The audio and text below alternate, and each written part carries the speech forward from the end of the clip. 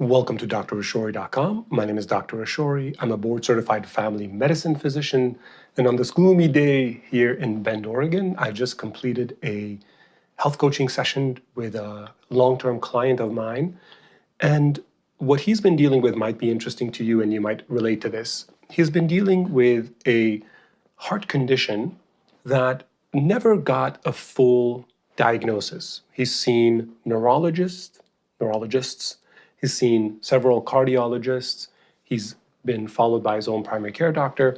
And in the end, the problem, the complication has been that his symptoms continue and he's really genuinely worried about a bad outcome. He's had multiple tests done, from angiograms where they actually put a catheter into the coronary artery to take a look inside. He's had stress tests done, stress echocardiographs done, CT scans, MRIs, multiple visits. Very frustrating. And if you can imagine yourself, you're in your mid-40s, you're healthy, you don't have a lot of other medical problems, and all of a sudden you get this diagnosis of something that you're genuinely worried about, that you think could be life-threatening. It's going to leave you potentially dead and your kids without their father. So what do you do? So this person is generally quite active. He exercises regularly, and he's never had issues during exercise. He's never felt these symptoms during exercise. It often wakes him up at night. It often happens when he's at work focusing on major projects. He's kind of higher up in his company, and so there's a lot of stress on him. When he first came to me, one of the things that we discussed whether stress could be a factor. And certainly it seems to be a component of it. I don't think it's an actual cause of it, but it is a component. It is a part of what is leading him to have these episodes. When he goes through several weeks of vacation and everything's stress-free, no, kids don't have any major issues coming up, his partner's doing well at their job, he's fine. He doesn't have these symptoms. But when stress comes up, when there's a lot of things happening, when his sleep isn't as optimized, these issues come up.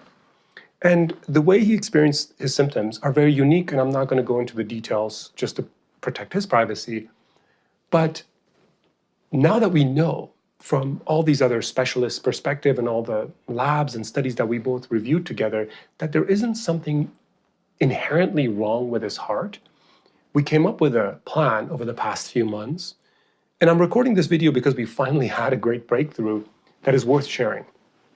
In the beginning, we started working a little bit on his nutrition. We worked a little bit on his activity level. We worked a little bit on his sleep. And we didn't really get very far. And that's the tough thing about health coaching. There is no solution. There is no answer. If there was, chances are his own physicians would have figured those out. But what there is tinkering and experimenting, coming up with a hypothesis, measuring some biomarkers to see, hey, did we move the needle? Did we make a difference? Following his daily journal of symptoms, did we move the needle? Did we make a difference? And finally, after a few months, we realized that even though he is very, very active, the way he engages in his activities, he often stops short of what he needs to do to elevate his heart rate to the right place and get his stamina to a place that prevents him from having these symptoms. Again, I know I'm being vague, but what we finally figured out is it was his activity level. And though both of us went into it assuming, hey, this guy's in great tip-top shape, we actually never really measured the data. We never really collected his heart rates at different exercise level, his zone 2, zone 5 levels, his heart rate recovery. We did get some baseline heart rate variability rates and some resting heart rates, which, again, I don't really put a lot of stock into that data. It's only valuable to me in a particular case where we can manipulate those numbers and actually see results. Collecting those numbers for the sake of longevity, I've done videos on that before. I don't think the data really justifies it. And for some people, it can cause a little bit of stress. We got some sun, so hopefully it makes it more pleasant to watch this video. We experimented with some of these heart rate numbers, and we got him to a place where he now is no longer experiencing these symptoms. He has occasional scares where these things happen, but they don't fully, because once it starts, it kind of ramps up and it gets really bad. And sometimes it just kind of ramps up a little bit and it drops off and nothing happens. He doesn't feel anything.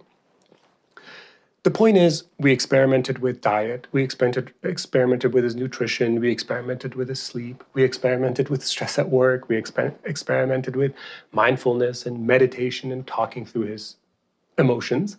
And in the end, it was his activity level. It was how his heart was responding to him expending energy and how his heart was recovering after intense workouts. Chances are there is a little bit of neurological feedback from the heart, from the vagus nerve up to the brain, and also some feedback from his muscles, how well they contracted, the mitochondrial health, lactic acid buildup, and how much that was compensating for his heart rate. So he is symptom-free. Is he cured? No. I suspect he's going to go back to these episodes from time to time. And what we need to figure out now is how to maintain his current activity level, because it's difficult. The way we achieve this is by first gathering a lot of information. We worked together for several months in the beginning, getting to know each other, getting to know each other's styles. That's what health coaching is about. Then we slowly started looking at some of the data. He was very eager and excited to share all that data with me in the beginning, but I knew that that's not the right way forward, because data oftentimes murkies the water. Instead, we want to know exactly what data we need to move forward. So he had all that data with him. He had all that pretty well organized. He shared it with me. But instead, we moved forward month by month, and then we brought in a little bit more data, only the data that we needed. After we got to know each other really well, yes, then I went through all of his data and looked through everything. And as I was pretty sure from the beginning, most of those tests, most of those studies were not necessary for us to know what to do, but of course they were incredibly necessary for him to make sure that he didn't have a serious medical condition. After all, there are some very rare medical conditions that you're just not going to read about on Google. It's pretty much lives in the brains of those specialists who have had that experience with their patients and share it with their patients. And after several months, when we realized that those things were not going to move the needle, we started going to things that we assumed were not the problem, because this guy's very active and he works out a lot and he told me his hours and the numbers and the way he works out. But we didn't really know that for a fact. In fact, once we dove into the details, it was like, wait, but I thought you're at the gym for an hour and a half.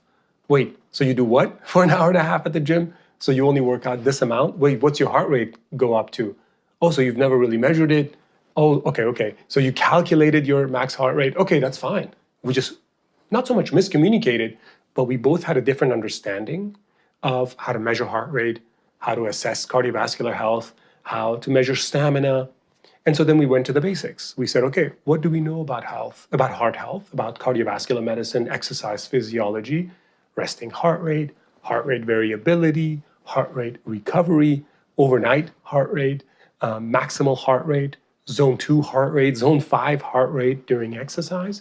And once we started collecting that data, it was obvious that something was off. And we were able to just work on that bit by bit, change his exercise routine just a little bit. Fortunately, he is in a great exercise club, so he had access to a lot of other experts to help him with those activities. We did discuss some good options together. And in the end, he got the results that he's after. And I hope that he is going to maintain those. And that's my goal. As a health coach, my goal is to kind of stay with him the entire time, along the way, for as long as he chooses to work with me, to keep him on this track and to hopefully prevent those really nasty episodes from coming back and decreasing his overall risk. Take care.